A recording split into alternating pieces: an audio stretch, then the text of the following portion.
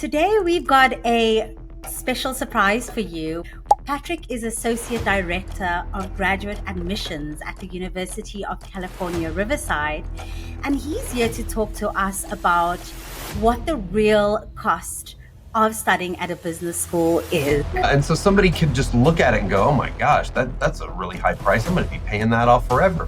That TA-ship, it's worth like $55,000. It's a combination of salary, it pays for your health insurance, and part of it is like a sort of a scholarship, like a sort of a tuition relief. You know, it might be wise to build a fun budget. Don't necessarily get the sticker shock. So that's sort of this, we're trying to insulate you and put rubber boots on you so you don't get electrocuted with the sticker shock. Hello and welcome to the International Student Podcast by Prodigy Finance. Today we've got a special surprise for you. We have Patrick Latimer join us. Patrick is Associate Director of Graduate Admissions at the University of California, Riverside. And he's here to talk to us about what the real cost of studying at a business school is.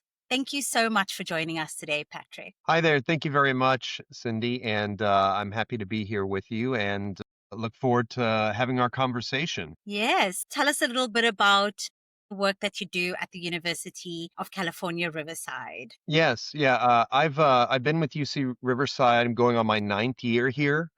And I have I do a recruitment role. I'm also our CRM administrator, so we do, portions related to admissions as well. So, I'll do some international travel for recruitment, some domestic travel. We're looking to connect with students or prospective students one-on-one and sort of walk them through that prospect from all the way to like, I'm thinking about school, all the way to committing to UC Riverside and joining us for orientation. And I've worked for a couple other business schools in Southern California. So, I have over 10 years of experience in this field. So today's topic is kind of understanding the true cost of a business school beyond the sticker price. Can you explain to us what that means?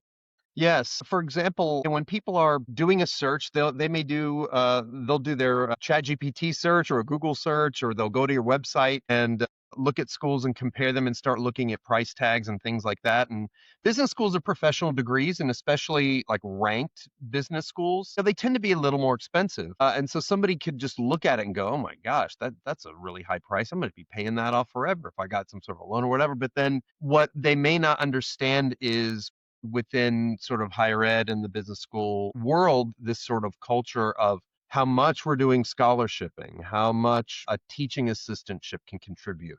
Do you know that you have an internship requirement and you're required to work full time over the summer and make money for school credit? Like all these little elements. Did you know that you can get campus jobs as an international or domestic student, part-time and make pretty good money part-time? So I think when students start adding up all of these options, it really chips away at that large figure that they see at their highly ranked school that they're considering. This is really promising. I know I speak to a lot of students, and that price when they first see it is really overwhelming. Even for me, when I look at the cost of attendance of some of these business schools, it's a lot. So it's really great to know that there are options for international students to help offset that cost. Let's talk about those options, Patrick. What are they? First of all, when you go through the application process, put your best foot forward. And so, because typically universities are going to be determining scholarships based upon professional and academic excellence. And so I could give you a list of 5 different profiles of different GPAs and test scores and work experience. And a lot of people can kind of do a pretty decent job in ranking them. So we look at academic and professional excellence when we're doing that. Not necessarily my school, but some schools might have an element like in their application process in the essay where they maybe want you to speak a little bit something that's almost like a scholarship essay. We don't necessarily have that. We determine scholarships automatically at the time of admission. So when a student receives an admission offer, they are going to receive a dollar amount, a scholarship in a dollar amount with their offer. So for some of the more highly qualified students and some of the more competitive students, we will even offer them guaranteed teaching assistantships. And so we have about 40 of them to sort of give out every year, or at least assign every year, and they take place in the second year of their MBA program. And so that TA-ship, if they're when they're admitted, they have a certain period of time to accept the offer, and then they sort of secure that, and and they are guaranteed that TA-ship. It's part-time work in the second year. It's worth like $1,000. It's a combination of salary, pays for your health insurance, and part of it is like a sort of a scholarship, sort of a tuition relief portion. And so when you add that package up, it's about $55,000. And so there are elements that we're looking for when the student is doing an interview. When we're sort of watching, say, if they're communicating well. Hey, do we think this person would be able to communicate well to a class? Are they speaking well, communicating ideas well? Does their work experience conducive to having, good experience to present to some of our undergraduate students? So those are two elements. The scholarship, and the scholarships can be pretty substantial. I mean, it depends on the university and depends on the student profile, but for us, it's usually somewhere between 20 to 40% of tuition. And you can sort of go through, that profile. And so the better the profile, typically the better the scholarship opportunity. And so that upfront plus a teaching assistant portion upfront is already going to be an element that is chipping away at that large, tuition number. Great. So, and Patrick, just to confirm, those get offered during the admission process. And is this why you say it's important to have a really strong application? Because that will help the school to determine if you qualify for a scholarship or a teaching assistantship. Correct. That's determined at the time of admission. We can run out of teaching assistantships. I mentioned there's 40 of them. We usually have people that are accepting their offers. We'll run out of the people that accepted the offers. We will run out of those TA ships by about April. So get an application, in relatively early so that you can even be considered as part of the pool for them. What about the living expenses aspect? Would you say that sort of a scholarship or teaching assistantship should be used towards tuition or to living expenses? Yeah, it kind of depends on how the student is managing their finances. If they want to go ahead and just use that as a salary that helps pay for their rent or their food each month or something along those lines, they can absolutely utilize it to do that. Or, some people maybe come with some funds already that they have, already pre-saved or using, or maybe have some sort of a loan that they're using it to go out. So it depends on each student's uh, finances. However, if they want to start just paying off school as they're working, a number of them absolutely do that, and we'll find some pace, some opportunity to do that. A lot of people may not know this, but I mean, you're charged tuition at a place like UC Riverside 3 times a year. We're quarter system, so you don't pay for school in one, just like at one time at the beginning. You Yeah. pay a little bit each time, so you can contribute each quarter, you know, like. Great. And what are typically some things that international students overlook when they look at that price tag, when they look at that tuition or that cost of attendance, and they maybe just considering tuition and living expenses?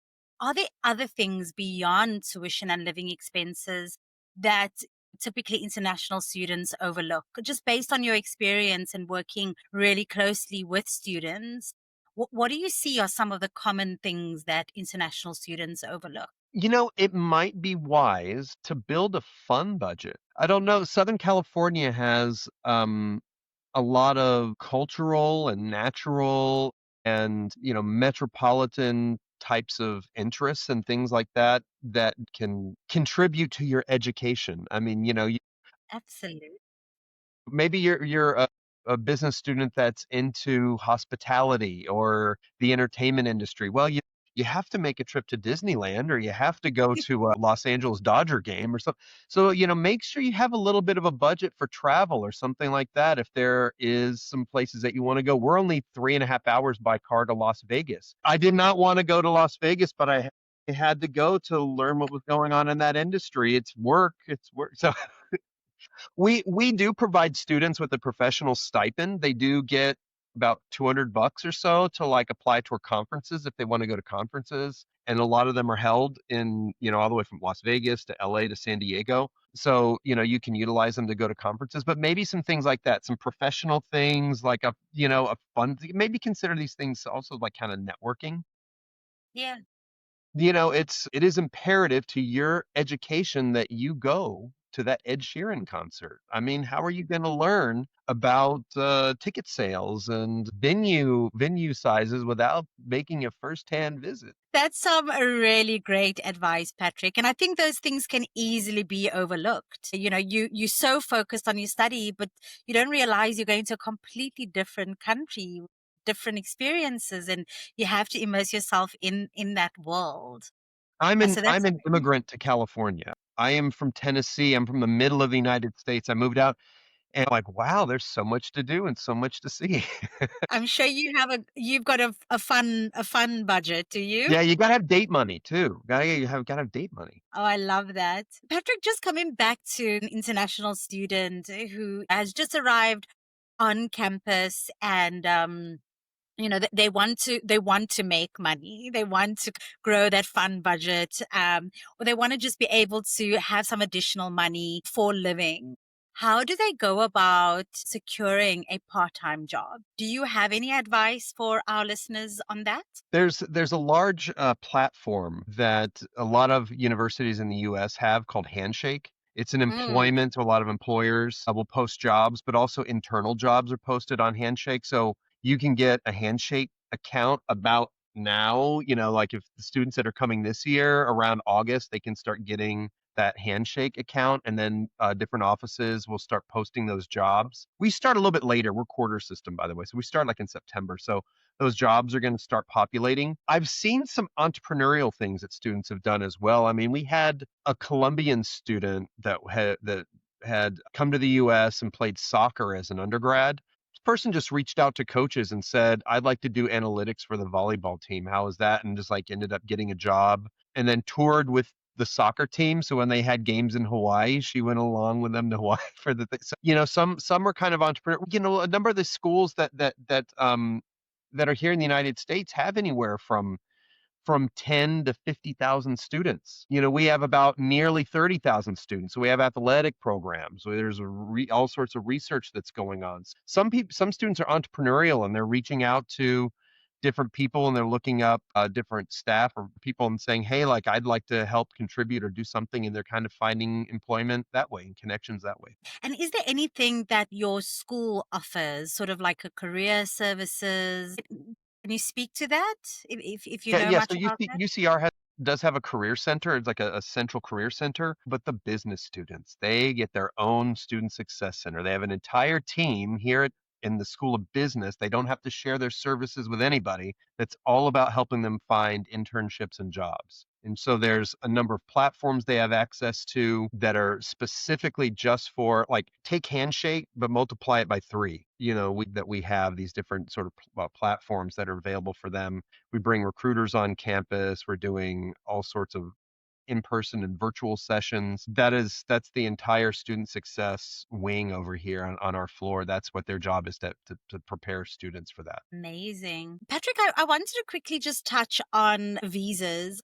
I'm interested to hear your opinion on, if there are any limitations for an international student when it comes to working part-time. Yes. So in general, you can only work part-time as an international student on campus. So you cannot work part-time outside of campus or for some sort of unapproved, kind of thing or business or under the table for somebody. Students could kind of get in trouble for that. But on campus at a university with 30,000 students, there's a number of different opportunities you can take advantage of. So as long as it's on campus and it's 20 hours a week or less, that's fine. Okay, great. So the teaching assistantship, that is a great opportunity for international students to work on campus. Are there any other jobs available on campus for an international student?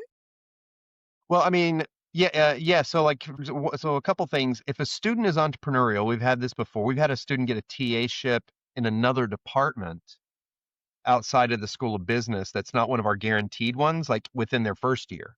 So we've had students that have, been TAs in physics labs or in the statistics department or something like that. So because they are a grad student, they could get hired on somewhere else on campus. It's not guaranteed. We don't like have a guarantee for that, but there have been some students that have gotten it. They have gotten them, and it's more than like one or two. Usually, maybe three, a year or something like that, depending on how entrepreneurial they are.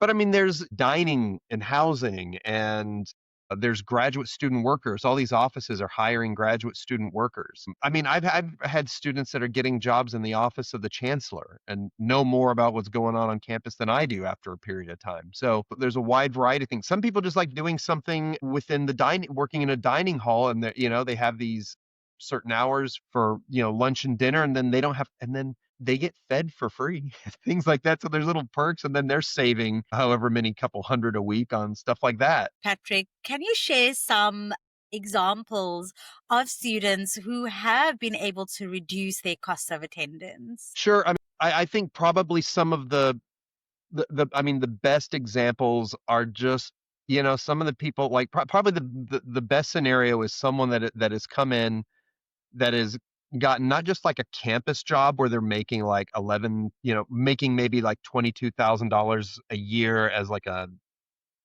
as like a student or something, but they're making like they're getting the teaching assistantship maybe in another department where they're making like 50 that first year. Maybe they're getting a uh, uh like summer internship that's maybe making above average. Maybe we'd say maybe an average is maybe something like $15,000 over 3 months. Maybe they're doing something else where they're maybe getting uh just like a larger salary, and then they're coming back doing another TA ship in that second year, and you add all these packages up, and they could be, over $100,000, and you add their scholarship on top of that, and that's greater than that. So I mean, like that's probably the best position. But 96% of our students are getting scholarships. They're going to get scholarship offers. So I mean, almost everybody. The 4% that didn't are probably getting a benefit from the military, so everyone's usually getting some sort of scholarship offer, and they can do the part-time work, and they're going to be able to do the internship. Aim high for your internship search. It's on a silver platter. I wish I had a silver platter. I have a silver bowl back here, but whatever. If I had it's on a silver platter. We prepare you over the summer for getting a great internship.